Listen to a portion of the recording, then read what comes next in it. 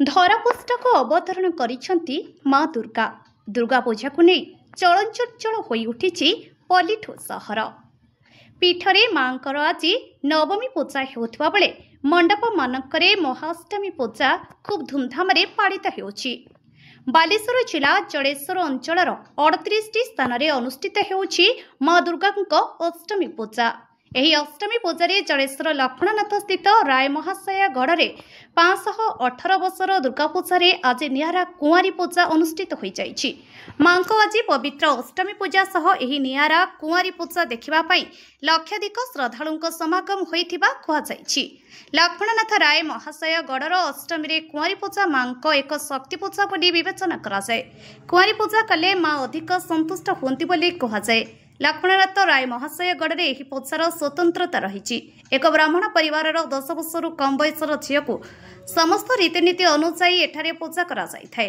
ଆଜି ଠିକ୍ ଦିନ 10 ଘଟିକା ସମୟରୁ ଏହି ପୂଜା ଆରମ୍ଭ ହୋଇ ପ୍ରାୟ 30 ମିନିଟ୍ ଯାଏ ଚାଲିଥିଲା। ଚଳିତ ବର୍ଷ ଲକ୍ଷ୍ମଣନାଥ ଗ୍ରାମର ସରବ କୁମାର ପତିଙ୍କ 8 ବର୍ଷର ନାତୁଣୀକୁ ସୁନ୍ଦର ରୂପରେ ସଜେଇ ହୋଇ କୁଆଁରୀ ଭାବେ ପୂଜା କରାଯାଇଥିଲା। କୁଆଁରୀ ପୂଜା କଲେ ମା ପ୍ରସନ୍ନ ହୋଇଥାନ୍ତି, ସେଥିପାଇଁ ଶହ ଶହ ବର୍ଷ ଧରି ଲକ୍ଷ୍ମଣନାଥରେ ଏହି ପୂଜା ହୋଇଥାଏ ବୋଲି ମୁଖ୍ୟ ପୂଜକ ଶ୍ୟାମଶଙ୍କର ଧର କହିଛନ୍ତି।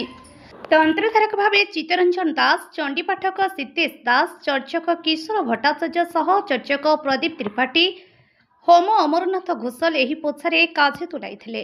ଲକ୍ଷ୍ମଣନାଥ ଏକ ସୀମାନ୍ତବର୍ତ୍ତୀ ସ୍ଥାନ ହୋଇଥିବାରୁ ପ୍ରତିବର୍ଷ ଏହି କୁଆଁରୀ ପୂଜା ଦେଖିବା ପାଇଁ ଓଡ଼ିଶା ସମେତ ପଶ୍ଚିମବଙ୍ଗରୁ ହଜାର ହଜାର ଶ୍ରଦ୍ଧାଳୁଙ୍କ ସୁଅ ଛୁଟେ। ବିଶେଷ କରି ପୂଜା ମଣ୍ଡପରେ ପୂଜକ ଓ ତନ୍ତ୍ରକଙ୍କ ଉପସ୍ଥିତିରେ ପୂଜା ସହ ହୋମଜପ ଓ ଚଣ୍ଡୀପାଠ କରାଯାଉଥିବାରୁ ଏହାକୁ ଦେଖିବା ପାଇଁ ଏଠାରେ ଶ୍ରଦ୍ଧାଳୁଙ୍କ ଆଗମନ ହୋଇଥାଏ ବୋଲି କହିଛନ୍ତି।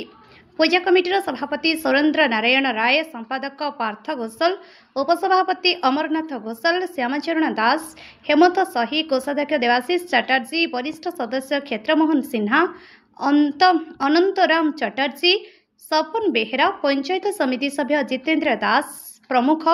ବିଶେଷ କରି ଶାନ୍ତି ଶୃଙ୍ଖଳା ରକ୍ଷା ସକାଶେ ଜଳେଶ୍ୱର ପୋଲିସ ପକ୍ଷରୁ ବ୍ୟାପକ ବ୍ୟବସ୍ଥା କରାଯାଇଥିଲା। ଅନ୍ୟପକ୍ଷରେ ଆଜି ମଧ୍ୟ ଜଳେଶ୍ୱରର ଅନ୍ୟ ପୂଜା ମଣ୍ଡପ ଗୁଡ଼ିକରେ ଅଷ୍ଟମୀ ପୂଜା ପାଇଁ ଦିନ ତମାମ ଭିଡ଼ ପରିଲକ୍ଷିତ ହୋଇଛି। ମୋ ନାମ ହେଉଛି ଆଜ୍ଞା ଶ୍ୟାମାଶଙ୍କର ଧର।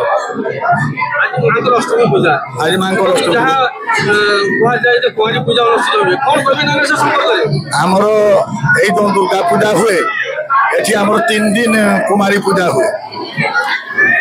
ମାନେ ପ୍ରାପ୍ତବୟସ୍କ ଝିଅର ପୂଜା ହୁଏ ନାହିଁ। ଯାବତ୍ ପୁଷ୍ପ ନ ବିଦ୍ୟତେ ପୁଷ୍ପୋଦୟ ହେଇନଥିବ ସେଇ ଝିଅର ଏଠି ପୂଜା ହୁଏ।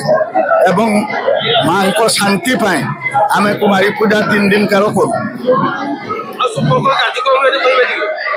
କାର୍ଯ୍ୟକଳାପ ଆଜି ମୁଁ 35 ବର୍ଷ ହେଲା ପୂଜା କରୁଛି। ଆଗରୁ ବାପା ଆସିକି ଏଠି 40 ବର୍ଷ ପୂଜା କରି ଜଣେ ଗଡ଼।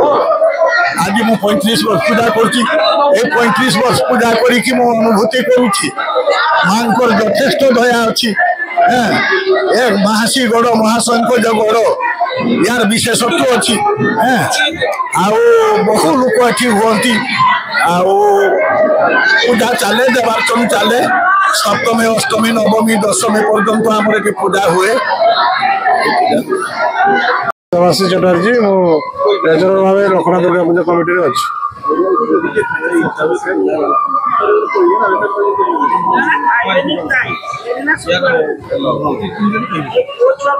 आमर पूजा हूँ 518 वर्ष 1508 आरंभ हुए वर्ष को 508 पदार्पण कला 518 वर्ष पदार्पण कला। ये पूजार विशेषता आप देखा पाए कुआरी पूजा जो सप्तमी अष्टमी नवमी 3 दिन में 5 वर्ष 7 वर्ष भर झील पिला को माँ देवी आगे माँ दुर्गा रूप में पूजा अर्चना कराए। तत्संगे आप देखा पाए नवबत बाजा जोटा कि आगे आप देखा पाए जो सबुपटे नवबत बाजा बाजे ना कि सबुपटे गुड़ा हुए ना केवल जेहेतु आम राजकीय पूजा राजकीय मत पूजा चली से भाव पूजा को बर्तमान भी आगुरी जमी पूजा चलता राजकीय मतरे एवं सार्वजनिक हेले मतरे से भाव पूजा बर्तमान देवी माँ देवी पूजा पाऊँ। जड़ेश्वर मनोज कुमार भूया रिपोर्ट अपराह्न लाइव।